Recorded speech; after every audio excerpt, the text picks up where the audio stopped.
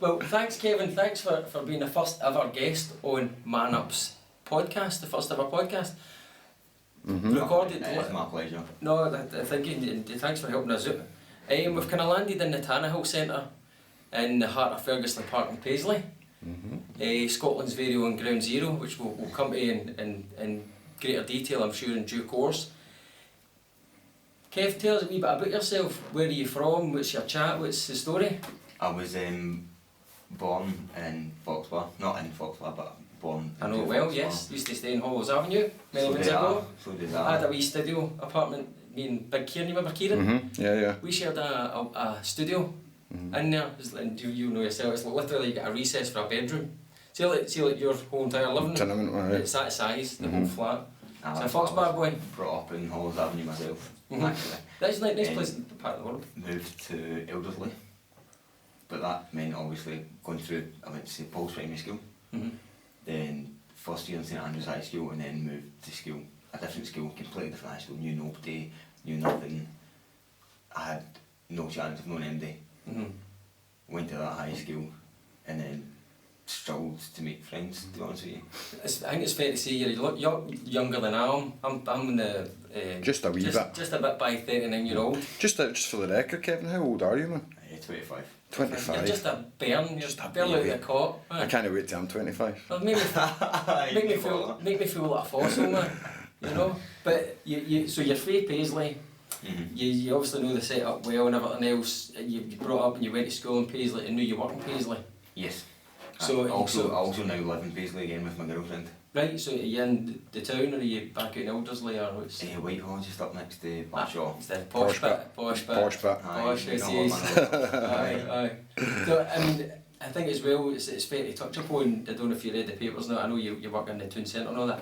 Paisley was a wee bit of a mad zone over the weekend, wasn't it? It was, there was an awful lot incidents. An awful lot of violence. For anybody that's watching this retrospectively, I think there was 4 slashings in one jump. 4 slashings. There was a guy that was slashed and robbed in tea time in Paisley Town Centre, and things like that. But this is an ongoing thing. But if anybody's coming and watching this, you know, in the future, so to speak.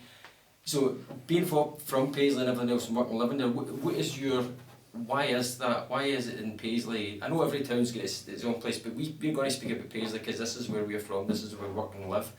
Why do you think, is it in particular Paisley, that there's this great big push to go from 0 to 100? Why does it go so violently so quickly, do you think? Drugs and drink.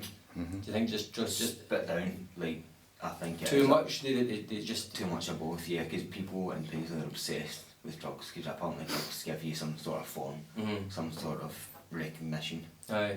I've always thought personally that Scotland, it doesn't really have a problem with drinking drugs. I think it's got a love affair with drinking drugs. I think it loves it. Do you know what I mean? Aye, like people love doing drugs, they love drinking loads. To excess almost, innit? All the time. Do you think that that's like an escapism from the surroundings, the environment? But then again, it's a double-ended blade, isn't it? Because if it's an escapism, that's what's causing it. So it is a double-ended blade, especially with Paisley.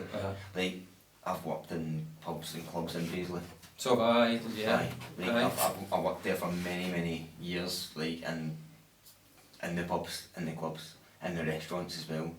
But no matter where you turn, there's always somebody that's either out their face on drugs or out their face on drink. And I think that is an escapism, but the only thing I try to escape from is what's happening around them. So it is a catch-22. It's a double-ended blade. So I think that adds to this propensity for violence, because I mean, yes. You go into any other place, I know, and again, caveat, in Edinburgh and Aberdeen and Perth and Inverness, I'm sure they've got similar problems, but from your first person's point of view, if you want to call it that, there seems to be an enthusiasm to just go straight to the hardcore stuff. Yeah, do you know what I mean? You don't give them a chance. Like, you go straight to the jugular.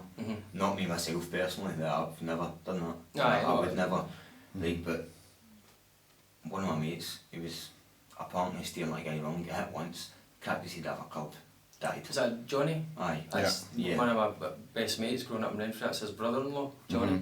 He's a lovely guy, by the way. He's a beautiful man, Johnny. He was my fucking rock. Aye. Sorry for swearing. Swear away, no, by the way, this is a swearing show, you can swear. We condone it. He was my rock. And then I had to go up to see him in hospital and a machine was breathing for him, just because apparently he looked at somebody wrong. He's on the side of the street, you couldn't see his face, especially with all the lights that were about. Think about it. No, I've known Johnny for years and years and years, and I was saying, we were talking about Johnny earlier on, in actual fact, and he was a gentle big soul, do you know? Aye. And again, even worst case scenario, devil's advocate, you know, even if somebody's not been in Vienna's, I get when this in Vienna's and things like this, they get hit and just somebody get, I always look like somebody's pal. Always look like, people always come up to me to this day, go like, you know such and such Davies mate, and I'm like, aye, I always just say aye, you know, because I've got this kind of default look. In Vienna's one night, and boof, I just remember this white light, flash of white light, and I was down to my haunches, and I get volleyed right in the face. No idea who it would have been. So, I mean, even worst case scenario, if Johnny had picked an argument with somebody or it was a fight, why should he lose his life on the back of that? I know it was one punch and he's fell and everything else, but it's not even that, it's like, you shouldn't ever resort to that in the first place. No matter how messed up you're feeling, or like some people do, they do just go out looking for a fight. Like, people brag about it. Is that barbaric symptom? Well, I mean, we were talking about there about the weekend especially, the guys that have been slashed, they've certainly not found a butter knife in a bin. So they've obviously, you know, been packing that in their pocket on their person. If you go out with a knife on your person, you have intent to use it. Because let's be honest, I don't walk out the house coming to work with a knife. If you go out with a knife, if you go a night out with a knife, you're going to use it. It doesn't matter who it is, doesn't matter what you're doing, you're going to use it. And I think that, I hate it. Do you think it's a cultural thing? I think we're interested in, certainly within the Man Up podcast, is it's like, I'm desperate to have different people's points of view as to where does that come from, right? If we were sitting here having this conversation in Perth, I'm just picking another P, would we be having the same kind of conversation? Is it Paisley centric? Is there something here for your point of view? I know what you're saying, alcohol and drugs and things like that, and then they did it to excess, but is that handed down for generation to generation? Because there's what happened to poor Johnny last year, God rest him, and then that chap there at the weekend as well, do you know what I mean? So it seems to be like, you know, like clockwork. I don't know if it's generation to generation, because my mum and dad have never, not to my knowledge, done drugs. Me, however, I have. I'm openly going to admit that. I have done drugs. Well, and like, most people have, let's be honest. It is cultural now, because I don't know anybody that hasn't done that. Do you know what I mean? I don't know anybody that's not ever had a line of coke or popped a pill. Like, genuinely, like, I spit down, except, well, not to my knowledge, except my wee cousins. But they're, what, 15, 16? Any money they have as well. But I mean, quite clearly though, it's obviously statistically right, there's an awful lot of people we know doing it, right, let's be honest, and if there are people that are saying no they didn't, you did, we know you did, right? And then take that whole bunch of people, the vast majority of them are actually just getting on with their lives, good jobs, good human beings, pay your bills, pay your taxes, good relationships with people. It's where's these other ones that come in, there seems to be a higher propensity of folk for here that just want to take it that extra level, you know? I feel like a lot of people feel they need to prove themselves, and that's why they go out and slash people or batter people or whatever. They feel like they need to make themselves seem like the bigger person than they actually are, because they're insecure as shit. Like, their mum and dads didn't fucking like them there. Do you know what I mean? I feel that's what it is. Like, I've been given all love in the world, of my parents, of my friends, of my family. That's why I hate violence so much. But if you've been brought up around violence, like for instance, if your dad was hitting your mum constantly, what are you going to do? You're going to hit somebody. If you get bullied in school, which I did by the way, I get a son in mine, I get fucking bullied. But if that happens and you're going to try and be a bigger person than you actually are, so you need to take weapons, you need to start fights, you need to just to make people scared of you. No, I think that's a very important point to make in terms of a cultural viewpoint. When I remember growing up in Moore Park, when I was 5, 6, 7, and it was, as Darren McGarvey talks about in his book Poverty Safari, if anybody hasn't read it, it's one of the best books I've ever read. It talks about hyper vigilance. You're always constantly on the look for a threat. On the edge 24/7. And so when you're given that as a kid and you're brought up and that's all you know, you don't think it's a bad thing, right? It's just normal. It's normality for you, do you know what I mean? And even the parents, the men that have come before us, if you say, oh, Jimmy threw me off my bike and stole my bike off me, and they'll tell you, as soon as, and I'll come to this in a wee second, I think it's barbarity of language, no, barbarity is even a word, but the barbaric nature of the language, whereby the adult will say, well, do you know what, see, next time he does that, I want you to pick up the biggest brick you can find. This is adults telling children this, Yes. and I want you to hit them with that brick. So he's telling a child to hit another child with a brick, right? Aye. And that's an example, that did happen, Yeah. right? So if that's one example of many, surely then I would come back to it as well. Yeah, alcohol and drugs, absolutely, without a shadow of a doubt, as your top answers. But closely behind them has to be some sort of cultural thing. And again, this is why you're trying to get to the number, you know. People always say it's where you're brought up. It's not where you're brought up, it's who you're brought up with is the biggest Produce of your environment. Exactly, yes. Yeah.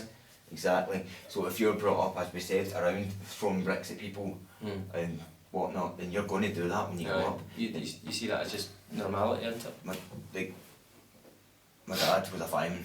He used to get called out to fires, obviously, and he would be dreading going to places because he'd be like, we're going to go there, there's not going to be a fire, it's going to be kids with bottles and bricks flinging them at us. So I remember that was quite prevalent in Maryhill a few years ago, mind. All the Aye. fire engines would refuse to go into the scheme up Maryhill. And because of that, but again, that's just, they weren't doing that fun, they were doing that because they probably were told this, when I was younger I used to do this, and my dad done it, I can do it. They seen that as acceptable. I'm sure there's a thing that, just to digress slightly, remember the air rifle laws that came in because it was firemen were either attending a fire or it was a false call out and someone was firing an air rifle at the fireman and it actually struck a kid and killed a wee boy. I'm sure that was in Maryhill. Aye. I'm sure it was. That's why you didn't go back in. Aye. And after that there was big sort of changes to gun air rifle legislation after that. That's right. You know, but again, you get back to this culture thing. We were talking about this earlier on. I've been having, you know, I'm from Brentford as I've said, and I've worked and lived in Paisley for the last 15 of the years. So I work here, I go out here, I spend my money here, I shop here, with occasional trips to Primark, by the way, that's once every 6 months for work Essentials. rags, right, which I totally resent. Last you 2 weeks. Oh man, yeah, 2 lashes and man, it's like they're all blue and Waistcoat back in the bin, aye, right. So that's sponsorship money, Primark, by the way, for the future, get it sponsored. No, I think, again, that there's a cultural thing. I mean, I hate to even say it out loud, but I was in Iceland one time and it's the quote that I always remember. It's these two women, old enough to know better, and behind me in the queue, and they were talking about, like, you know, one had a falling out with somebody else's neighbour and she turned around, I'm going to smash her cunt in. You know what I mean? And I'm going to look at them go like that. That's somebody's maw. Do you know what I mean? That's two people's mothers. Do you know what I mean? Yeah. You know, I act like Lord Fodder, I swear, and fart and everything else like everybody else, but you know what I mean? It just seems to me there's a kind of a, what I call it, a malaise or a melancholy about the place. You know, there's a. It is a melancholy. There's a syndrome. It's just a pure syndrome. I think it's a working man thing as well. Right. I mean, you look at working man syndrome in my eyes is, you know, people don't want to get out of whatever rut they're in. They just want to survive it. You know what I mean? People don't want to. Sometimes people don't have a choice other than just to survive it though. But in my opinion, that's only you're only kind of held in contempt of your own mind that way. For yourself, aye. Do you know? What's your mechanisms to how you can get by? Different ways of coping, to be honest with you. And it does depend what mood I'm in. Really? Yeah. Like, I hit things. Right. Walls mostly. Uh-huh. I drink. And again, take drugs. Aye. And it does help me cope. I mean, I'm saying that again, we're talking about this at the weekend. Some days when I have a stressful week, the first thing that I do is I just need to go and get a couple of pints. Aye. And it's like, if you're a sensitive thinker, and that's the way I would describe myself. I come from a family of sensitive thinkers, a lot of artists and things like that, and you're constantly ticking, 24 hours a day, it's hard to just focus on what. This is actually quite therapeutic for me because, you know what I mean? Because I don't ever get to sit and therapy, you know, concentrate on one thing for any length of time. But, you know, I have a couple of pints at the weekend and it just slows my mind down, slows my thinking down. Do you know what I mean? Alright, I feel like shit the next day when I wake up, and maybe sometimes 2-3 days after it. But that's how I go about it. Do you know what I mean? I'm a constant thinker also, but it's hard. It is hard for me to put any words, to be honest with you. I am a constant thinker. My mind is always going 24/7. But see, just sometimes in a bit of fucking silence, and it's so hard to get that, especially when you're working 5 days a week, then you go home and you've got housework to do, you've got everything just very easily gets on top of you. Does your work, whatever job you do, does you think that helps? Does routine help you? I find routine helps me. The fact that I've got somewhere to go in the morning, you know, got somewhere to come back to at night, things like that. Do you think routine sort of helps the situation? In certain scenarios, but sometimes it stresses you even more. Because you know, counterproductive. Like, you're like, I finished at this time, I've not got enough time to do this, that and next thing. And you're sitting there and like, as you can probably see, like, there's no protein in them. I've been biting through my fucking fingers, I'm almost down to the bone. And there's just, as I said, it depends on mood. It does, it jumps back and forward. Like, I've been to the doctor a few times as well. And sorry, what did you go to the doctors for?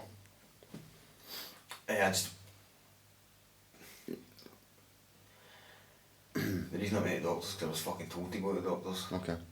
I didn't want to go. I really did not want to go, because then that way I would know that something was wrong. Okay. But I went there and they told me. So there was other people that kind of diagnosed you. It was my girlfriend. She said something, you know, if she was seeing things in you. She said, you are not you. You need to go to the doctor. Right. So I went, after I changed my doctors, because the first one was fucking useless. I went there and they went, so what do you expect to get from this visit? I want you to tell me what the fuck's wrong with me, if there isn't wrong with me. And they went, oh, we'll get back to you. So, how? Are you kidding? But how did you feel within yourself before even going to the doctors? I know your girlfriend. petrified. So were you anxious or?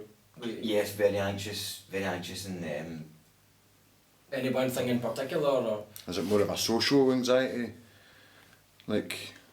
I was nervous coming here today. Right, okay. So were we. So was that. Like, just, I finished work and I thought, fuck. Like, I had the butterfly in my chest and everything. It's like, do you know what I mean, when you get your first girlfriend, you like going to the cinema and you get all happy and everything. I was like that, except it wasn't fucking nice. No. Like, it was pretty horrific. So I almost cancelled because... It just builds up and builds up, man. Aye. And you can feel it in your stomach, you feel it in your chest, and then eventually you can feel it in your head. And the doctors, once I did go to a decent doctor, he said, you're sitting here and you're crying and you don't even know why. And I was like, I know. He went, right, so you are severely depressed. Your anxiety comes from your depression, and you drink and take drugs to deal with your depression. So it's a cycle. It's a vicious cycle. It's like you do one thing to cancel that thing, but doing that makes you even more of that. The more you drink, the more you take drugs, the more you're depressed, the more you're depressed, the more you drink and take drugs. It's snakes and ladders in it, you end up back to the root cause. Do you know, there was a saying that I heard recently, and at first I liked it, and then when I repeated it to myself, I was like, that doesn't apply to me. With regards to depression and anxiety, right, the saying was, depression is a curse from the past, anxiety is a curse from the future. Well, I'm fucked. Which makes sense. You know, because of the you know, like the actual diagnosis for depression and the diagnosis for anxiety.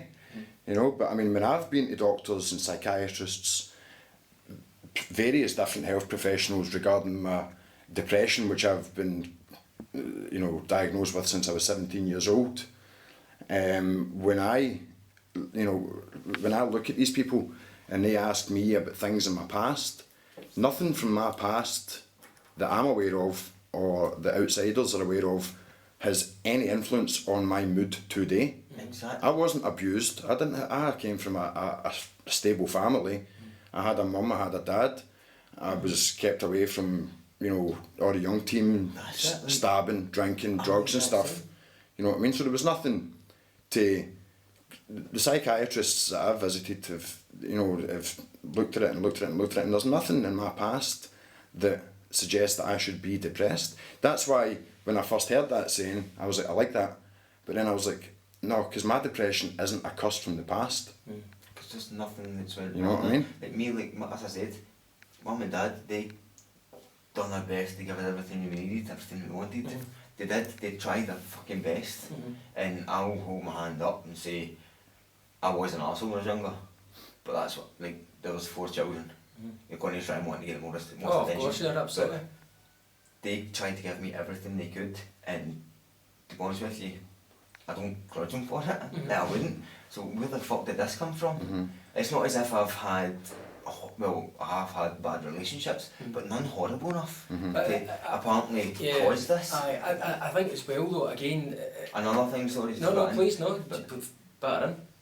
People are, because mental health is becoming such a big issue now, people are misdiagnosing themselves. They have a bad day and they say, oh, I'm depressed. It's like, you're just having a bad day. But is that like people saying, oh, I'm starving? Well, no, the UN are going to drop you in some rice, a Hercules. It's essentially you're not starving, You're not starving, It's you're not starving, you're hungry, you want something to eat, exactly, but it's like, you're not depressed, you're just upset, you're just angry, and you think it is. That's another thing that I think people need to address, like the mixed diagnosis of mental health, because it's becoming a fucking it's becoming accessory now. It's an epidemic as well though, and it's this, and again we're going to keep it to Paisley just now because we're just trying to get traction on this project, but it's consuming an awful lot of young men. It really is, and it's becoming, again we'll talk about statistics another time, but it is really just becoming a kind of mini epidemic, you know, and it's taking an awful lot of good people, do you know? But I think I would like to go back to what you were saying, and when you had to change schools and everything else. So that was a big upheaval, and that was obviously a big transition and things like that. And you get picked on probably because you were the new guy. You could have had like a funny limp or a dimple in your nose or something. They would have probably just picked on you, so they've just decided it was your peculiar surname. It was mostly to do with my surname. Right. I'll say that straight up. Which I'm nowadays, like, I am thankful for my surname because it's made me me. Not as in like, oh, it's made me big good. Like, it's genuinely, it's without being bullied, I wouldn't be as confident as I am now, because now I've got that mentality myself of who the fuck cares. I mean, I absolutely, no, as I said, a lot of, thankfully I've got a lot of my friends now that I had in primary school and high school.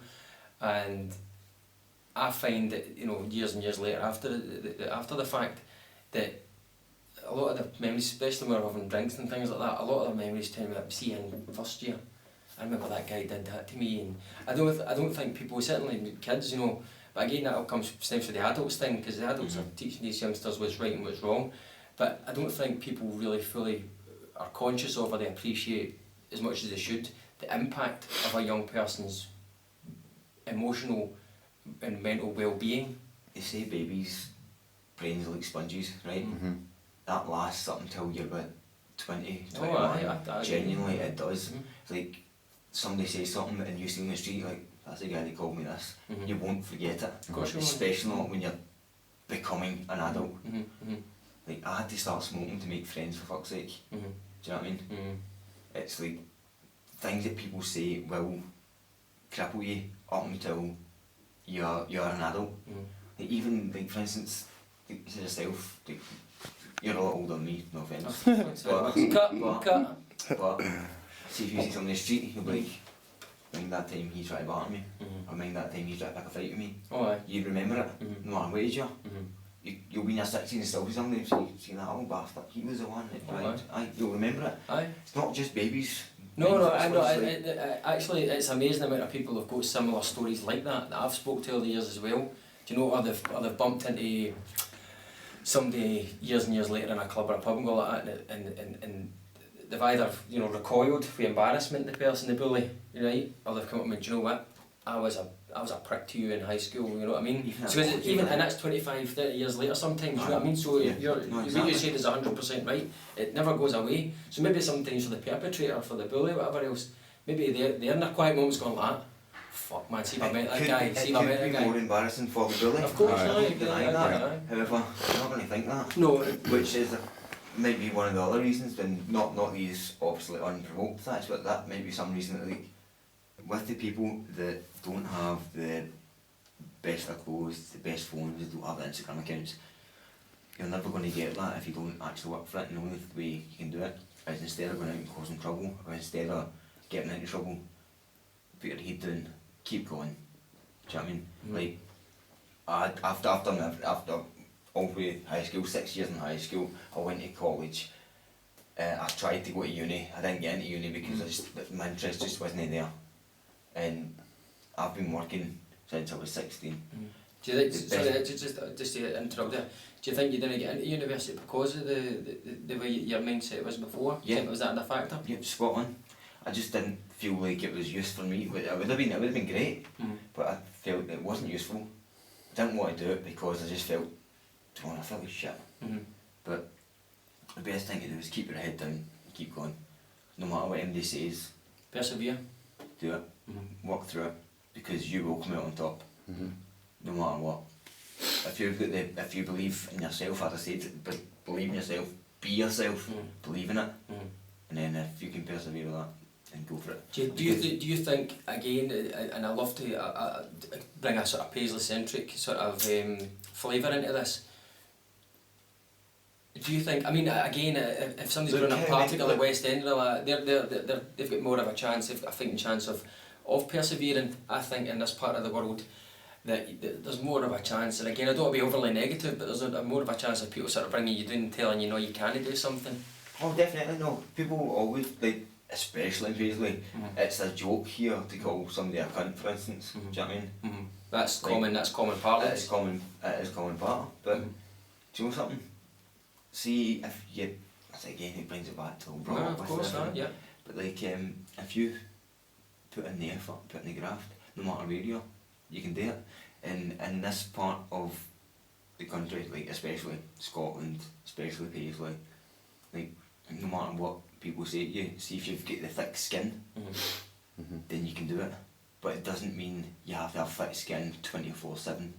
You need to reach out to people. You need to talk to people, whether it be your mum, your girlfriend, your best friend, even your fucking dog. Talk to somebody, because it makes it a lot of stress. Aye. No, I think that If you give a dog a hug, like come on, like how much better does that make you feel in life? It's true. It's true. And dogs, just for the record, dogs are better than cats. Aye. For anybody out there watching, I've got a cat. I know. Let's get. I mean, the muffin wars are going to start shortly, but just let us get out of the way. Cats are inferior. They're evil and they're disloyal. But yes. However, they're snuggly. Yeah, it's not good. But they get like Wolverine's claws. Even if like, as I said, just talk to somebody. It doesn't even be a cry for help. Just like, how you doing? I think that's an excellent point to make, and I think that's a good point to bring that in. We were talking earlier on before we started recording about Prince Harry and things like that, and there seems to be a bit of a groundswell of a movement of men being able to now speak in real terms about not just their deepest, darkest, things, just in general terms about themselves, about their mental well-being, about their physical well-being. I think it's become a wee bit more acceptable now for men to speak to each other without being ostracised, without being called a faggot or a poof, or for having their integrity questioned. The people that call others faggots and poofs and whatnot, like they're the ones that need to talk the most, I think, because they call people that to bring them down. And if they're trying to bring somebody down that much, then there's something going on there. But that might be the next person with a knife going to slash somebody, do you know what I mean? Well, these people maybe get deep-seated, well they obviously have if they're doing that, they get deep-seated issues maybe going on themselves, you know what I mean? That's it. But no, I think, but Michael, you were wanting to come in? I was just wanting to find out just a bit more about when you spoke to your doctor, right? Just focusing on your mental health just now, Kevin. Okay. So, what age did you go to your doctor at? 23. 23? No, don't lie, 24. 24? It was literally like a year ago. But you were kind of confused as to why you had to go there, weren't you? You knew something was up, But I didn't know what. but you didn't know what. And basically, you were kind of shrugged off, if you will, by your For doctor? the first time yes, until I changed my actual practice. Right. Like So my when you- doctor's practice, not Yeah. the way that he did things, they came out like a smoking stick, you know, like some Falling the sage. I don't like my sacrificing turkeys and all that. And from this day forth it shall be done like this. Genuinely, it was when I changed my doctor's practice when Right. I worked. So you went to your GP, your new GP, I did. and what did you say to him? Did you say you're feeling low mood or you're feeling anxious? What was your own kind of your pitch to him? I couldn't go in myself.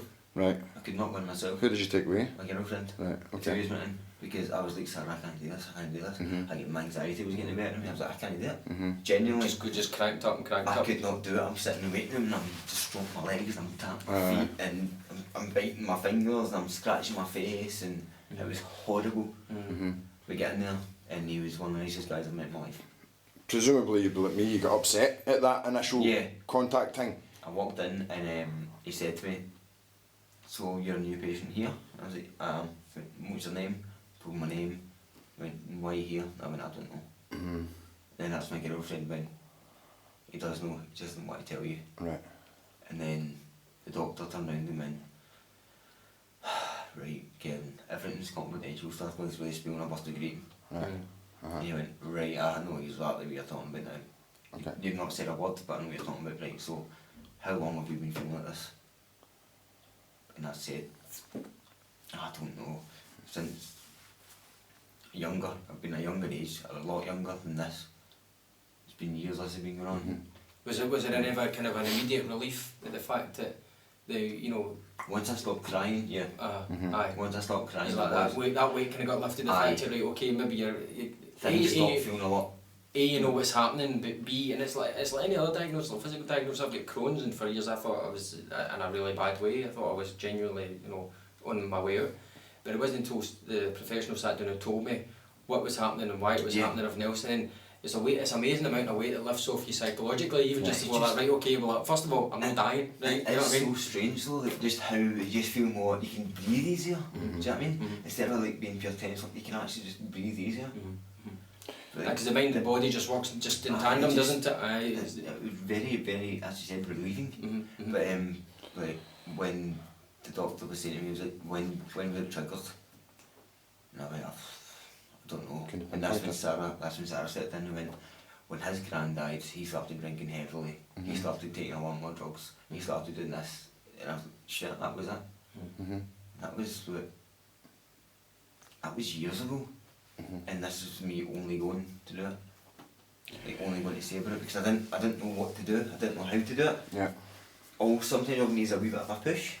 Just once you're there, Mhm. you're fine. But it's getting over that hurdle to get yourself there, to give you that push. Mhm. I agree. And like some people that try and go through it themselves, like it's near enough fucking impossible Yeah. to go through it yourself. I think- you need I think a bit it- of support. Again, I think I'm not going to go too heavy into statistics just now, but I think that point exactly reverberates right through the kind of statistics that has existed in Scotland for the last how many number of years now, in terms of young men, predominantly young men taking their own lives, because again they're trying to get through things themselves and they're just toiling to the extent whereby it's too much for them. Yeah. You're talking about carrying that weight about you, that weight becomes too much for them, they're too much of a Aye. burden. Also, but people need to remember, the doctors can't tell MD anything. Mm-hmm. That was my biggest fear, in case he met somebody Mm-hmm. Right. and he was like, oh, see that wee Kevin, they can't do that. No. Mm-hmm. They can't legally do that, first of all. Mhm. And secondly, they took an oath not to The do it. Hippocratic Oath, aye. Right, so Yeah. people need to talk to the doctors, and if the doctor's shit, like my first one was, Mhm. find a new one. Mhm. Simple as that. Aye. Well, Like, genuinely, but like Yeah. I can't stress that point enough.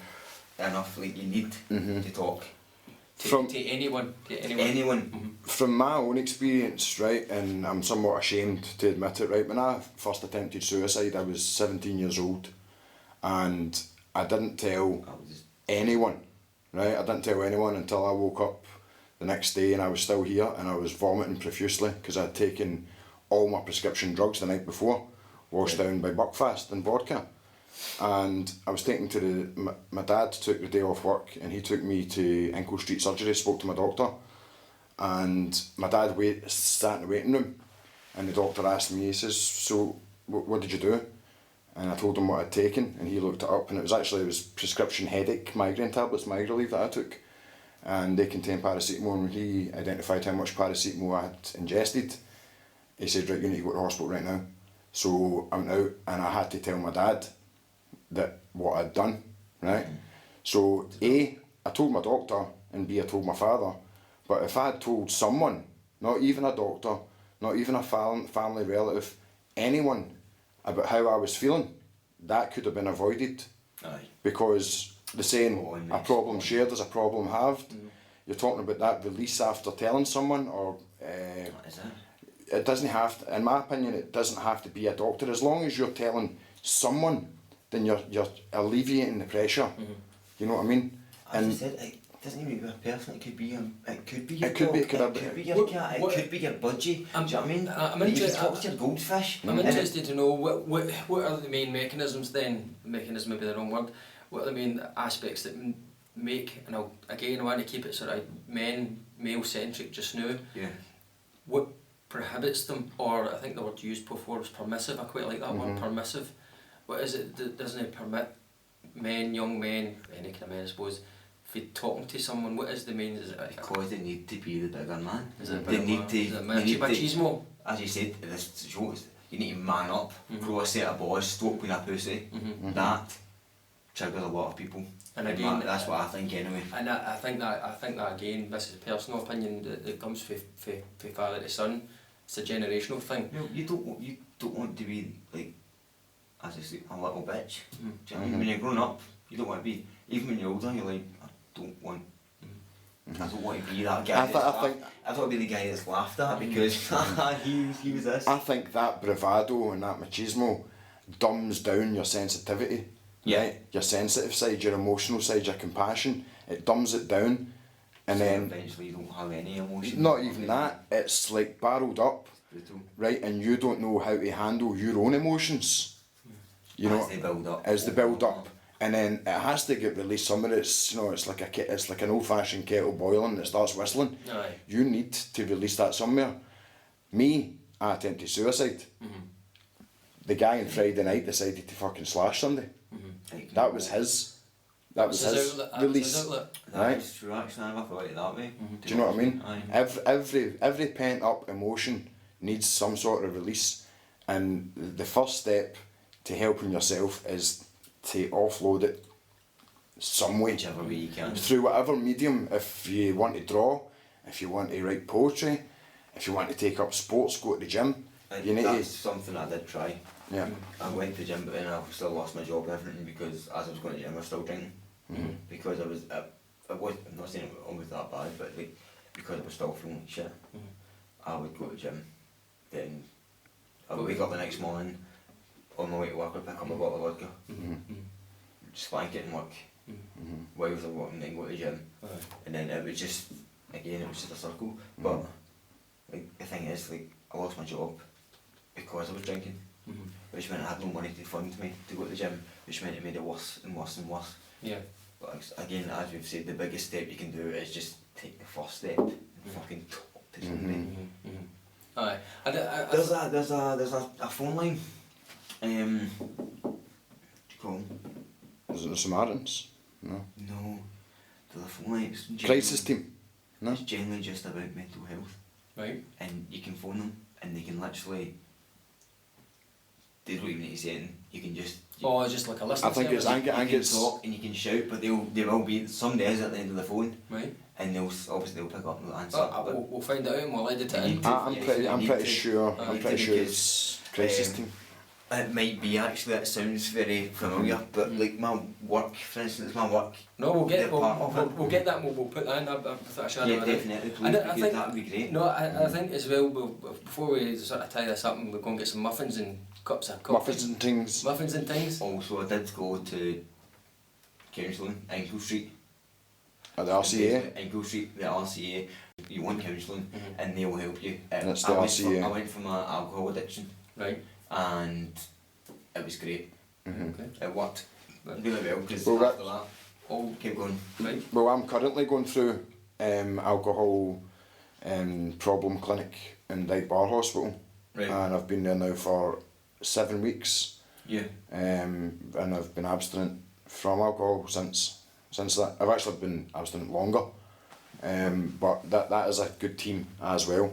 That is the addictions team that's doing it, the So Bags this in is all Edmonton Street. things that we need to. Without a shadow of a doubt. Without a See, shadow. not a lot of people tell you about this. You know, it's not, your doctor will tell you about it, but he'll not go into depth and tell you the benefits of it. He'll tell you Yes. what to do. I went to, as I said, Ingle Street. It was the old doctors Yeah. upstairs, I know and we are.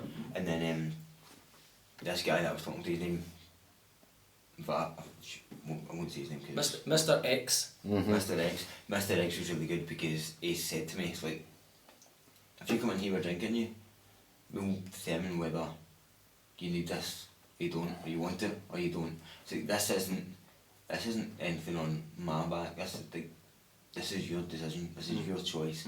So I need you to do that. And they gave me a thing and everything. You need to plan out your star, like out of 10. It's like a star. You get family, work, money, like everything. There was a circle in it. Aye, the circle. And it was 1 to 10, and it drew it. It was a plan. Aye, it was like, see in 6 weeks, look back at it and see how you're feeling. And if we can just judge the two of them, and we'll see if you're feeling better or if you're feeling worse. If you're feeling worse, then that's fine, we'll keep going. If you're feeling better, don't need to come back. But we'd encourage you to. Yeah. And trust me, it was really, really Was it beneficial was to me. worthwhile? No, that's what I was going to ask before we kind of formally tie things up.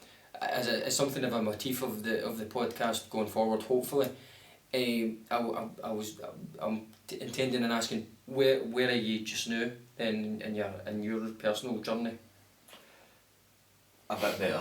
I have my ups and downs, must admit. I do. So it's incrementally wee steps forward, and from where you were, you see. Baby steps, like you start walking. And that's a key thing. Just anybody out there listening is like, don't expect night to become day. Oh no, you can't. You can't, just no. wake up one morning and feel better. Yeah. You Just- might feel just better that day, but it might go back down. So Like just persevere, keep talking, keep your chin up. keep finding a way. And in terms of the future moving forward, like then anybody else out there, what would be the one thing to sort of take away if anybody else is out there listening and they're maybe having a situation where they're toiling? What would you say to them? Again, just talk to somebody. That's just MD. That's the best way forward. Though that's what I found anyway. Then, as I said, counselling, I was talking to somebody, doctors, talking to somebody. When I turned around to mum and dad and said, obviously, like, I'm on antidepressants, and they went, we cannot seen it coming. You've held yourself back from everybody. You've turned into a different person. Because I was quiet and I was like, but as soon as you talk to somebody, the weight comes off your shoulders. A process. So it's an ongoing concern. It is the first step from the marathon. Like it's going to take a long time to get better. It's a It long will take race. a long time to get better. But however, you need to be at this start line so we can get to the finish. Just persevere. Personally, I would say so. Okay, cool. Thank you very much. And that brings the first ever, hopefully of many, Man Up podcasts from Fergusley Park Tannehill Centre to a close. I'd like to thank Kevin for being very brave, very open and very honest with us, and for stepping in and helping us out, because I'm learning, Mick's learning. We've got some muffins there that's been I'm donated to us. still learning as well, Yeah, still learning. I think he's going to actually be the next host. Sorry, this was an addition, by the way. You've won. You've taken over. It's all yours. Minimum wage, but minimum wage. We need to see the terms and conditions. A day for free. But we're going to go and get some muffins, some coffee. The letters are going out today. We're going to try and get some more equipment in. We're going to try and get some funding. We're going to get some artwork up, hopefully. So thanks again to Kev. Thanks again to the Tannehill Centre for letting us use their studio. And hopefully we'll see you all again very soon. Bye bye.